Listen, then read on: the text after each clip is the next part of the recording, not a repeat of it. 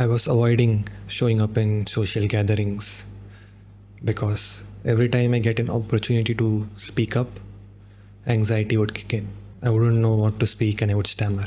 And also, I quit my job recently to do what I love. But every time I sit down to do that thing or to start something new, anxiety would kick in. And I just leave it in the middle or don't get started at all. So life felt very stagnant. I felt very stuck and not making any progress at all. That's when I realized my anxiety was primarily coming from this deep rooted, I'm not good enough feeling. There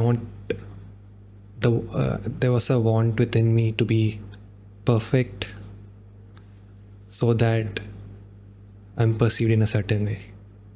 And that's why I just kept on procrastinating. So I decided to explore it a bit further and actually see what's happening behind the scenes. So the problem I was able to see is that there is this want within me to figure it all out before I get started.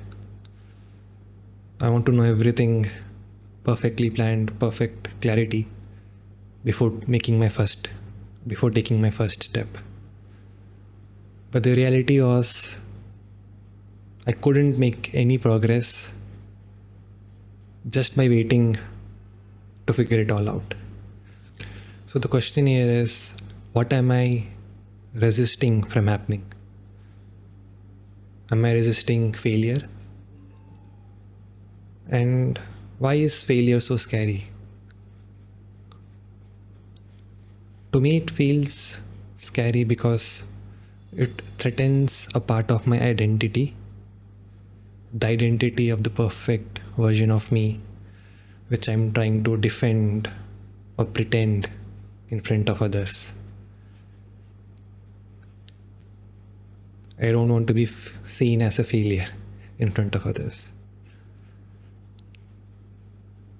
But then when I think about it, what is failure? Like, failure is just a label which is attached to an event or to an outcome, let's say.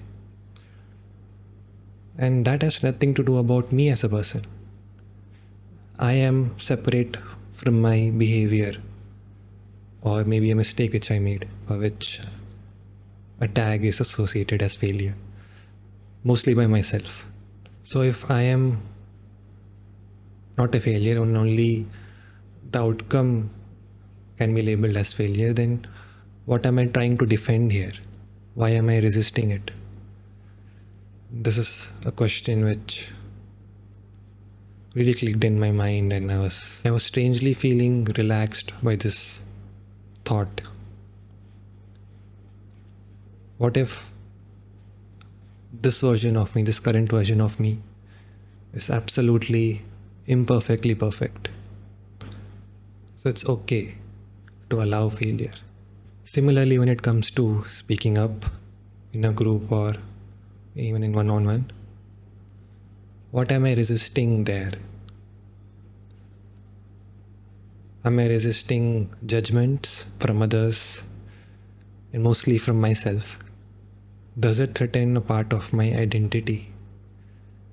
The identity of showing up as this perfect version where I'm conveying my message clearly and I'm able to make sense to everyone who's listening.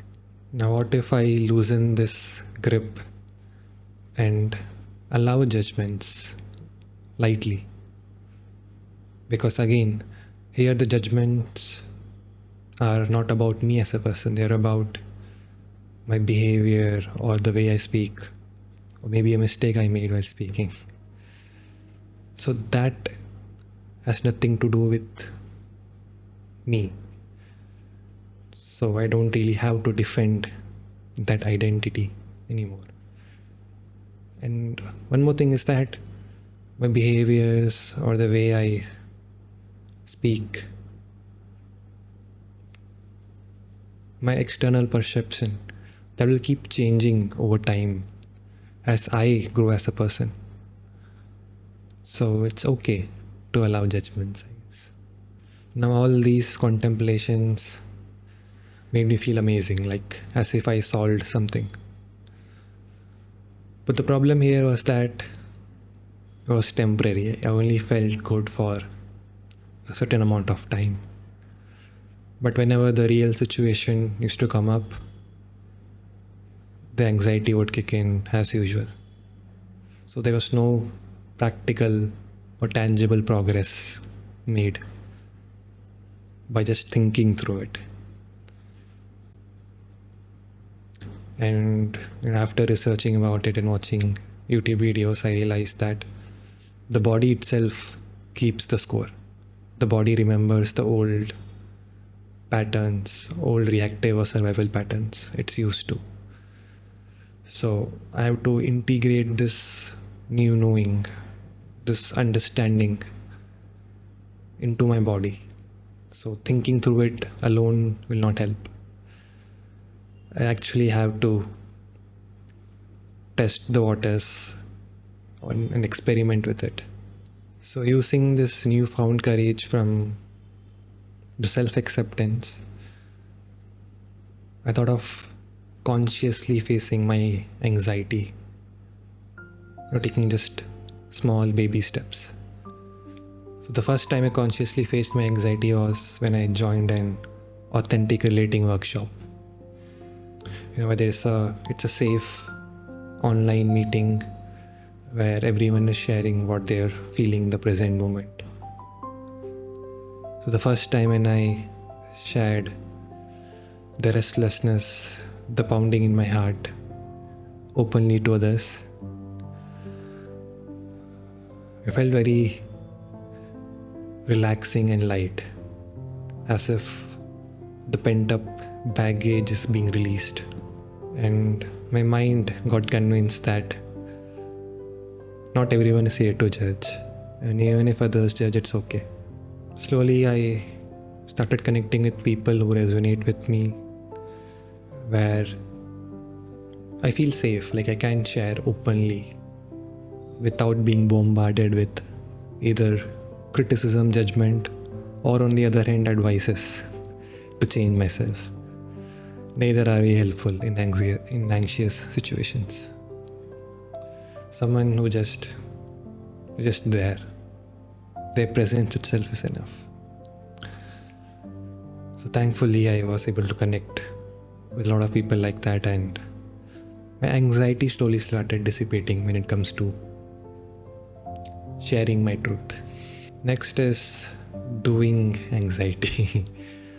So getting started with things, the anxiety with uncertainty. So here I practiced stillness.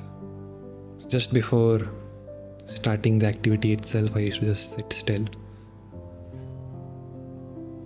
and allow the anxiety and breathe into my belly. So there are many grounding exercises, and I just do the simple breathing. And I also use the 2-minute rule. So once I'm a little comfortable with the anxiety, I gently push myself to try that thing for 2 minutes, to get started for 2 minutes and see what happens. And most of the time I just start having fun in it. Like it's all uncertain, but I get into a flow. I end up being productive. And there are some times where the anxiety is very overwhelming, and then I take it as a sign to rest and relax. But yeah, I procrastinate a lot less, and my attachment with perfectionism has dropped quite a bit. Like I'm actually okay with being seen as flawed or whatever. Although I don't believe I'm flawed. I feel I'm unique. So I'm accepting this unique version of me fully. And another change is that I started feeling more and analyzing in my head less about what happened, why it happened, and how it should happen. Anyways, that's pretty much it. See you on the next one.